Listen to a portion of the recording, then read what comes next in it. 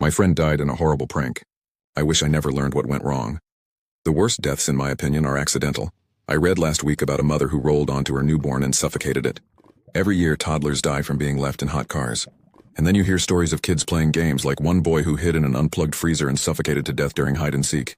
Can you imagine? Can you imagine being the person responsible in any of these situations? To me, this is so much more terrifying than the prospect of the paranormal. I'd much rather be haunted by a ghost than by guilt over unintentionally hurting someone. My husband Wade is the opposite. He's unbothered by accidents but petrified of horror movies about demons or vengeful ghosts. But as I told him, none of those things are real, so why be scared? He counters that accidents are without malice, therefore not as scary as murderous ghosts that might be real. I guess he has a point. About the lack of malice, not about ghosts that might be real. I know they're not, because if they were, my best friend would definitely be haunting me. I guess in some ways, she is, you see. Whenever I read about a prank gone wrong, I stop breathing for a moment. I'm choked by guilt. After all these years, I still don't know if it was my fault. I was never charged, and my friends insist I need to stop blaming myself. But how can I move on, not knowing if it's because of me? Rosa got into the suitcase on her own. Lakeisha and I helped her. We were all drunk, giggling. She was supposed to surprise Bolin. She had a huge crush on him. Let me back up. Let me try to explain. We were at a party. Our friend group had been together for years, and we rented out this lodge. Me, my husband Wade, who back then was just my crush, his buddies Bolin and Tucker and JB, and the girls who were my besties, Lakeisha, and Rosa and Kay. There were also some other friends who stopped by who we'd met earlier in the day while hiking. I can't remember their names anymore. What I do remember is that we all had a lot to drink, and Rosa, she was in her flirty phase. Rosa was my best friend. But she wasn't perfect. She was like a butterfly who sips from every flower, a real heartbreaker. Beautiful and passionate. I was a little bit jealous of the attention she had, and also kind of in awe of her.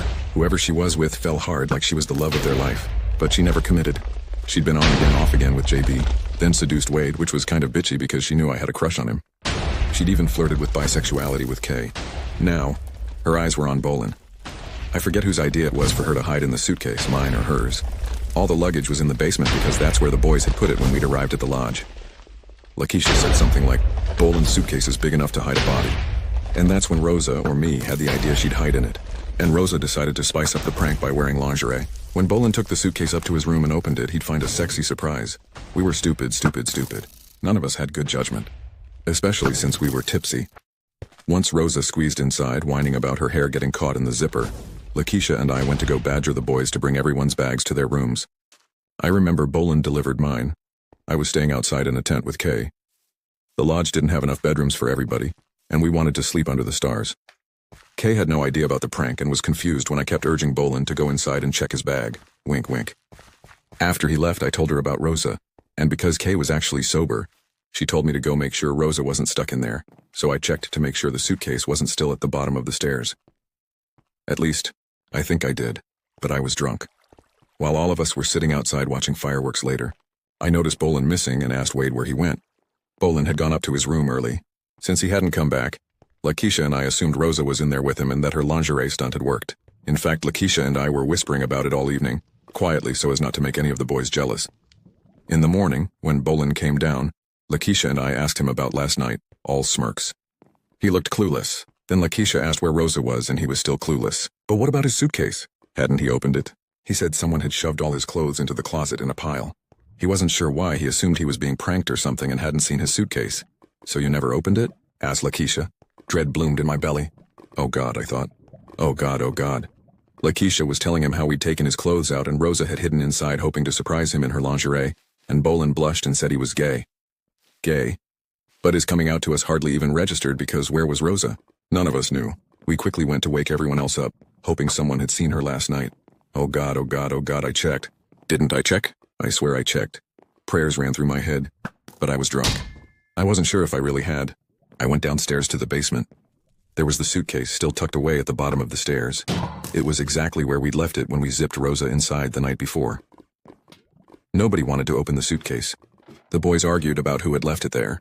JB said he'd lifted it but noticed how heavy it was and asked someone else to take it. Each of them had thought another of the guys was going to grab it. Bolin didn't think to check because he found his clothes piled in the closet.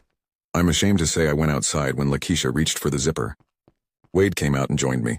He told me dead bodies, gore, things like that scared him. While the others checked the contents of the suitcase, Wade and I sat outside. As we heard the gasps and whispers of, oh God, his fingers gripped mine tightly and I put my head in my hands and sobbed. She'd suffocated, of course. But it had taken a long time. The police wondered why none of us had heard her gasping for help. But Kay sheepishly told them about the fireworks. A prank gone wrong. Authorities ruled, my friends said then and still say now, that ultimately Rosa was the one most responsible for her own misfortune. That she'd made her own decisions. That all of us were a little guilty, but none of us was wholly responsible for a tragic accident. But it was my hand that closed the zipper. I've lain in bed thinking about her gasping for air. Why didn't she scream? Why didn't we hear any muffled shouts? I imagine her, squeezed into the darkness while her pleas for help go unanswered. And I can't breathe. But the real reason I'm writing this is because this morning, I saw a story in the news about a woman in her underwear found strangled on the beach. My husband switched away from the reporting, and when I asked why, he looked surprised and said he thought it might trigger me. Why? I asked. It wasn't a prank. I thought it might remind you of Rosa. You know, the lingerie. I suppose that aspect was similar. To be honest, that part of the tragedy had never really stuck with me as much. But now I think about how we all stopped talking about her afterward, how her death was only a blip in the news. No details were released. In our friend group, Rosa's death became a taboo subject, almost like she'd never been with us at all. We all silently agreed to forget her. But the more I think of that report on the news, the more I'm getting that feeling from that day.